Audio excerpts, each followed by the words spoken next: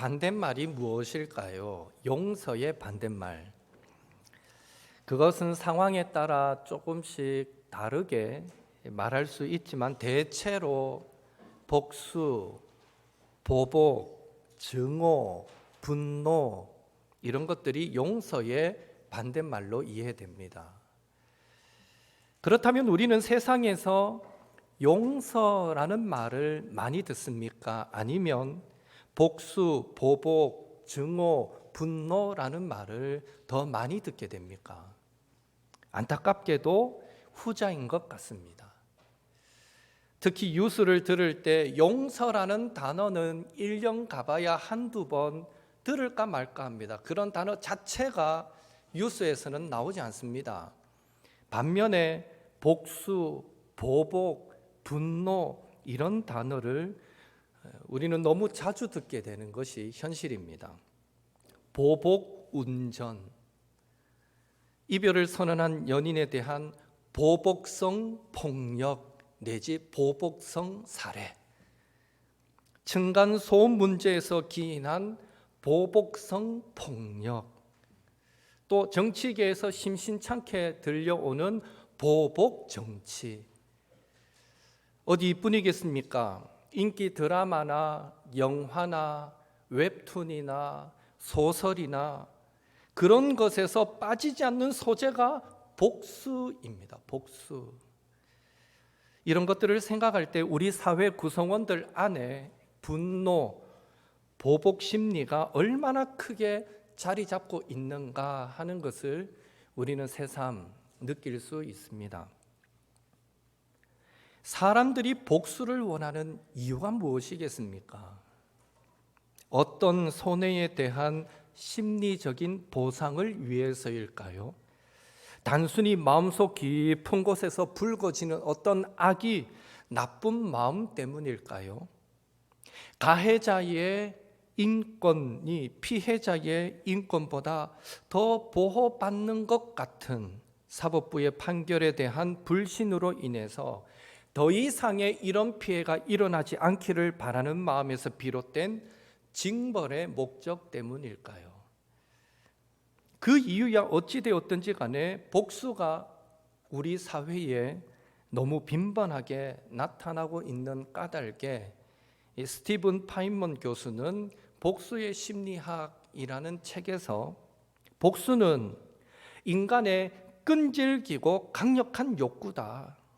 우리의 생물 사회적 기질에 붙박이처럼 붙어서 섞여서 전수되고 슬픔, 비탄, 굴욕감, 분노 같은 격한 감정으로 촉발되는 원초적 본능이다. 그렇게 정의하게 되어 있습니다. 복수를요 원초적 본능이라고까지 정의했습니다. 그렇다면 복수가 원초적 본능이 되어버린 세상에서 참지 않고 분노의 감정을 쉽게 폭발해버리는 그런 세상에서 우리 성도는 어떻게 살아야 하겠습니까? 이와 관련하여 예수님의 가르침을 들을 수 있는 본문이 마태복음 18장인데요.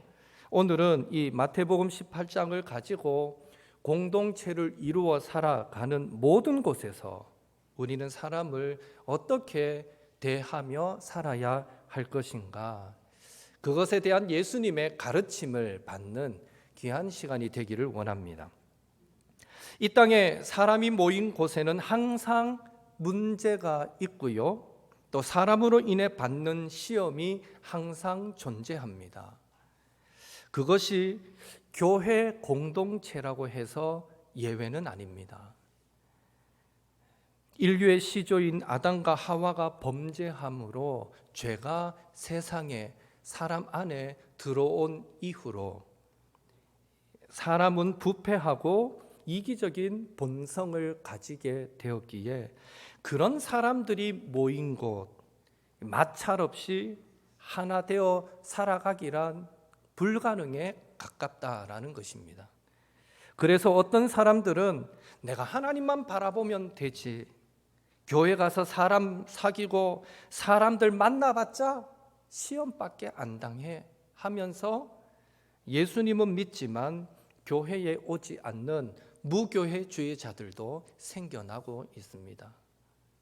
그러나 예수님의 피로, 예수님의 생명으로 값주고 산 교회, 예수님께서 세우시고 친히 머리가 되어주신 교회는 하나님의 영광으로 가득하고 하나님의 은혜와 응답과 축복이 약속된 곳일 뿐만 아니라 사랑과 선행의 섬김으로 실천으로 이 땅 위에 회복된 하나님 나라를 보여주는 곳이 되어야 하기에, 교회의 사명이 그러하기에 성도는 더욱 성전에 모이기를 힘써야 하는 것입니다. 그래서 바울은 이렇게 권면했습니다. 히브리서 10장 24절 25절 같이 읽겠습니다. 서로 돌아보아 사랑과 선행을 격려하며 모이기를 패하는 어떤 사람들의 습관과 같이 하지 말고 오직 권하여 그날이 가까움을 볼수록 더욱 그리하자. 물론 우리는 교회로 모일 때에 사람으로 인한 상처를 때때로 받을 수도 있습니다. 하나님도 그런 사실을 모르시지 않습니다. 그렇지만 하나님께서 바울을 통해서 이 마지막 때에 더욱 모이기에 힘쓰라라고 말씀하신 것을 보면 우리가 믿는 하나님이 좋으신 하나님, 사랑의 하나님, 신실하신 하나님, 우리에게 좋은 것 주시기를 원하시는 하나님이시다라는 사실을 전제할 때에 분명 우리가 예수님의 이름으로 모일 때 얻는 유익이 상처받기 싫다고 혼자 독수 공방할 때 얻는 유익보다는 훨씬 더 크기 때문에 우리에게 모이기에 힘쓰라고 말씀하신 것이다 라고 믿는 믿음을 우리는 가져야만 하는 것입니다. 그렇다면 우리의 모임이 서로에게 유익이 되고 축복이 되려면 교회 안에서 성도들을 대할 때 더 나아가서 우리가 속한 가정, 직장, 사회에서 사람들을 대할 때 우리는 어떤 자세를 취해야 하겠습니까? 첫째로 예수님은 우리에게 자기를 낮추는 사람, 겸손한 사람이 되라고 말씀하십니다. 18장 4절 같이 읽겠습니다. 그러므로 누구든지 이 어린 아이와 같이 자기를 낮추는 사람이 천국에서 큰 자니라. 아멘. 예수님은 겸손한 사람이 천국에서 큰 자다라고 말씀하십니다. 천국이 무엇입니까? 하나님의 통치에 순종하는 백성들, 성도들이 모인 곳이 천국입니다. 그런 의미에서 천국은 하나님의 말씀에 순종하는 성도들이 모인 교회라고 말할 수 있습니다. 따라서 겸손한 사람이 천국에서 큰 자다라는 예수님의 말씀은 겸손한 사람이 교회에서도 가장 큰 자다, 이런 의미가 됩니다. 목사, 장로, 권사, 집사 그 직분이 있어서 큰 것이 아니라 하나님은 겸손한 자를 교회에서 가장 큰 자로 보신다라는 것입니다. 더불어서 겸손한 자는 장차 우리가 죽어서 들어가게 될 저 천국에서도 크다 일컬음을 받게 될 줄로 믿습니다. 그래서 예수님은 사람들을 대할 때 우리에게 겸손해라 라고 말씀하고 계신 것이죠. 둘째, 예수님은 우리에게 남을 존중하는 사람이 되라라고 말씀하십니다. 10절 말씀 같이 읽겠습니다. 삼가 이 작은 자 중에 하나도 업신 여기지 말라. 너희에게 말하노니 그들의 천사들이 하늘에 계신 내 아버지의 얼굴을 항상 배움느니라. 아멘.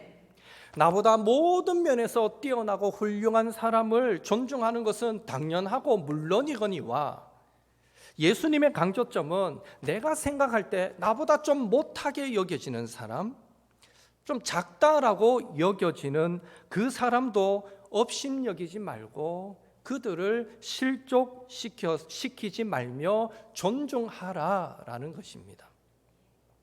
예수님께서 그렇게 강조하신 이유는 분명합니다. 오늘 본문에 보니까요, 그 작은 자를, 내가 작다라고 여기는 그 사람을 섬기라고 보냄받은 천사들이 매일같이 하나님 앞에 그 작게 여겨지는 사람과 관련된 보고서를 올려드리게 되는데, 만약 우리가 그 작은 자를 업신여기고 존중하지 못하면 그런 사실이 하나님 앞에 보고되어서 그것이 우리에게 화로 임할 수도 있다라고 7절은 말씀해 주고 있습니다. 그래서 예수님은 공동체 안에서 첫째는 겸손이고 둘째는 존중하라, 서로를 존중하라라고 말씀하고 계신 것이죠. 셋째로 예수님은 우리에게 한 영혼의 가치, 한 영혼의 소중함을 아는 사람이 되라고 말씀하십니다. 14절 같이 읽겠습니다. 이와 같이 이 작은 자 중에 하나라도 잃는 것은 하늘에 계신 너희 아버지의 뜻이 아니니라. 아멘. 영혼과 관련하여서 하나님은 대를 위해서 소를 희생하는 그런 분이 아니라고, 99마리의 양을 위해서 한 마리 잃은 양 정도는 포기하시는 그런 목자가 아니라고 말씀하시므로 결국 하나님의 자녀된 우리도 한 영혼을 천하보다 귀하게 여기는 사람이 되어야 한다고 예수님은 강조하고 계신 것입니다. 넷째로 예수님은 우리에게 한 영혼을, 공동체를, 그리고 교회를 보호하는 사람이 되라고 말씀하십니다. 이와 관련하여 예수님은 15절에서 20절에 범죄한 형제에 대한 권징을, 권고와 징계를 어떻게 실천해야 하는가에 대해서 단계적으로 말씀하고 있습니다. 처음에는 개인적으로 가서 그 사람의 잘못됨에 대해서 권고하고, 듣지 않으면 두세 사람이 함께 가서 그의 잘못됨에 대해서 권고하고, 그래도 듣지 않으면 그때에는 교회에 말하여서 교회의 공식적인 지도를 받도록 하고, 그래도 듣지 않으면 출교함으로 그의 영혼이 어떻게든 회개하는 자리에 이르도록 도우라라는 것이 예수님의 가르침입니다. 그래야 그 영혼도 살리고 또 교회 공동체의 거룩함도 아름답게 지켜갈 수 있게 된다고 예수님은 강조하고 계신 것이죠. 오늘 이 부분에 대해서는 오후 예배 때 좀 더 자세하게 나누도록 하겠습니다. 그리고 마지막으로 예수님은 우리에게 용서하는 사람이 되라고 말씀하십니다. 오늘 읽은 본문에 보면 베드로는 예수님께 형제를 몇 번이나 용서해야 됩니까? 라고 여쭙습니다. 베드로는 그러면서 7번까지 용서하면 되겠습니까? 하고 질문했는데요. 베드로가 말한 이 7번은 나름의 이유가 있습니다. 당시의 유대교 랍비들은 장로들의 전통인 미시나에서 회개와 관련하여서 피해자에게 보상하고 3번까지 용서를 구하라고 기록되어 있는 것 때문에 이 피해를 입힌 사람이 이 피해자에게 3번까지 용서를 구하라고 되어 있는 것 때문에, 그렇다면 용서해 줘야 될 사람도 몇 번까지 용서해야 돼요? 3번까지 용서해 줘야 된다라고 그렇게 가르쳤습니다. 베드로는 그런데 그 유대교의 가르침에 2배가 넘는 7번의 용서를 전제했던 것입니다. 결국 베드로는 7번 용서하면 되겠습니까? 라고 물음으로써 예수님으로부터 그 정도면 충분하다라는 칭찬을 듣고 싶었습니다. 당시 사회적 분위기가 3번만 용서해도 대단하다라는 소리를 들었는데 베드로가 7번까지 용서하면 되겠습니까? 라고 질문할 때는요, 야, 베드로야, 너 참 믿음이 크다, 충분하다, 그 정도면 된다, 이런 칭찬을 듣고 싶었던 것이죠. 하지만 예수님은 칭찬하시기보다는요, 7번이 아니라 그 7번을 70번까지라도 용서해라 라고 말씀하십니다. 숫자적으로는 490번까지 용서하라는 말씀이지만 그 의미는 한없이 끝없이 용서하라는 것입니다. 이 땅을 살아갈 때 때로는 한 번을 용서하는 것도 얼마나 힘이 드는데 예수님은 끝없는 용서를 우리에게 가르쳐주고 계시는 것이죠. 그리고 예수님은 우리가 끝없는 용서를 해야 하는 근거로서 무자비한 종의 비유, 1만 달란트 빚진 자와 100데나리온 빚진 자의 비유를 말씀해 주셨습니다. 어떤 임금이 1만 달란트 빚진 그 종이 있었습니다. 임금에게 1만 달란트 빚진 종이 있었습니다. 한 달란트는 6천 데나리온이고요. 한 데나리온은 한 사람의 하루 품삯입니다.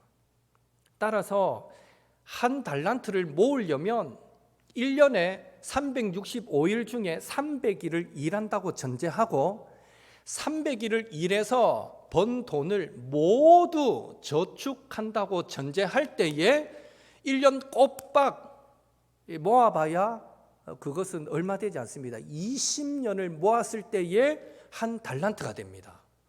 안 먹고 안 쓰고 안 입고 모든 버는 돈을 20년을 모아야 한 달란트입니다.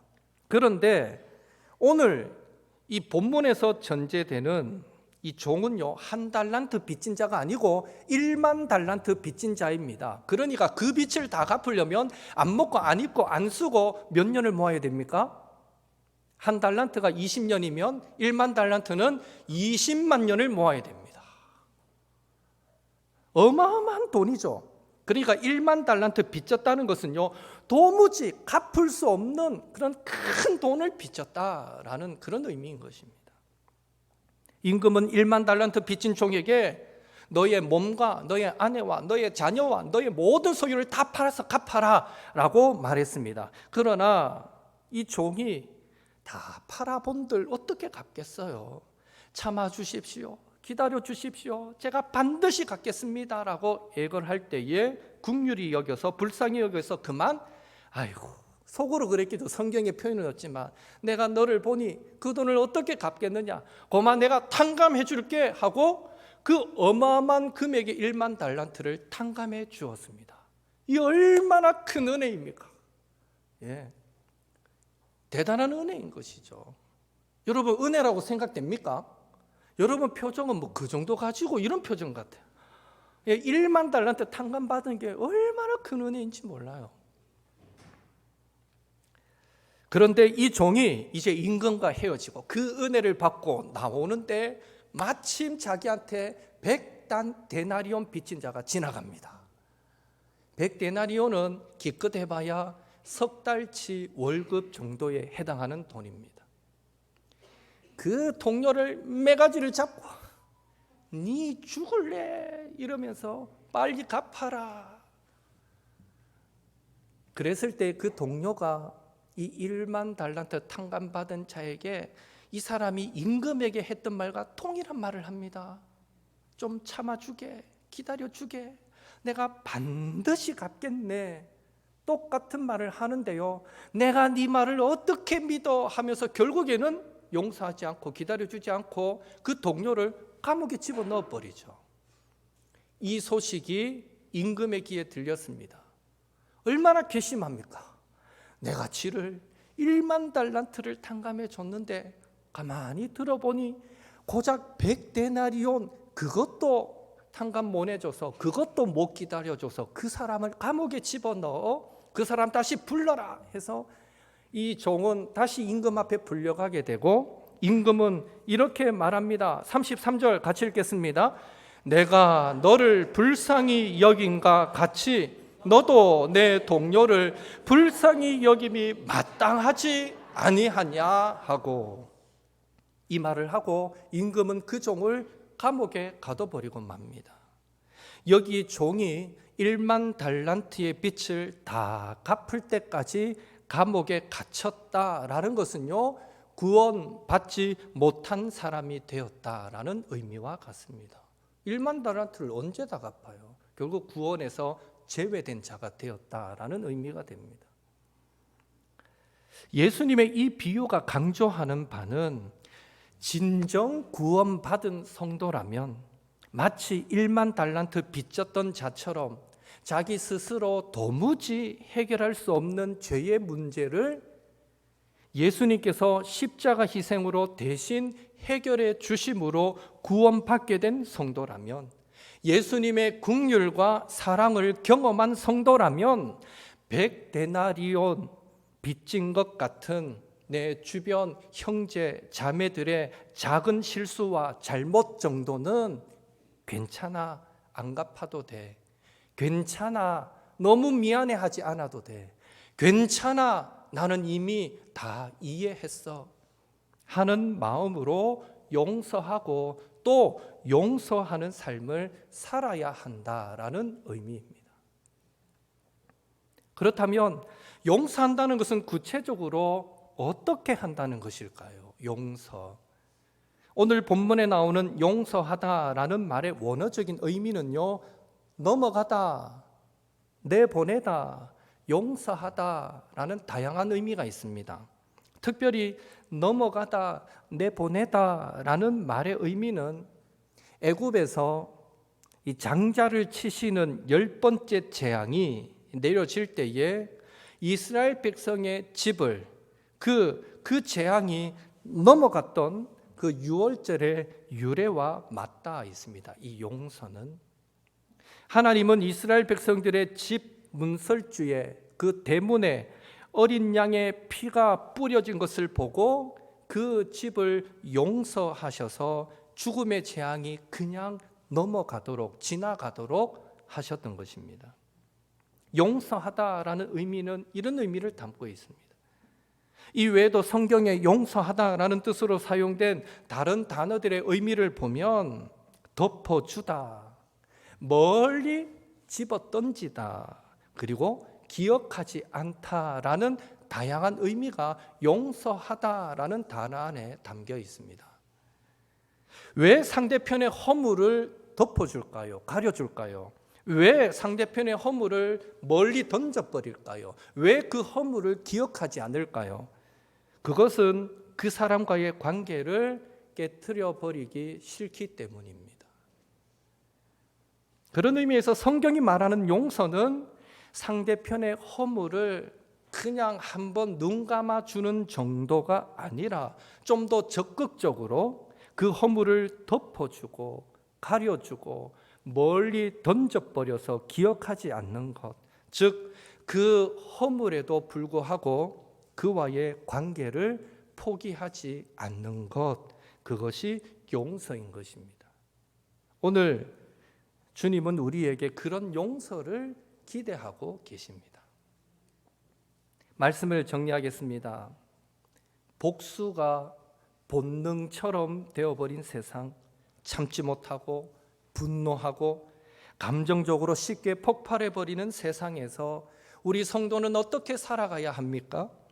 바라기는 오늘 예수님의 가르침처럼 가정과 교회와 직장과 사회에서 다른 사람들을 대할 때에 겸손하고 존중하며 한 영혼을 천하보다도 더 귀하게 여기고 잘못을 범한 사람에게는 사랑과 온유함으로 권고하여 그 영혼을 살릴 뿐 아니라 가정과 교회를 거룩하게 지키고 보호하며 예수님의 십자가 사랑과 긍휼을 기억하여 용서하고 또 용서하는 우리 옥토의 모든 성도님들이 되시기를 예수님의 이름으로 축원합니다.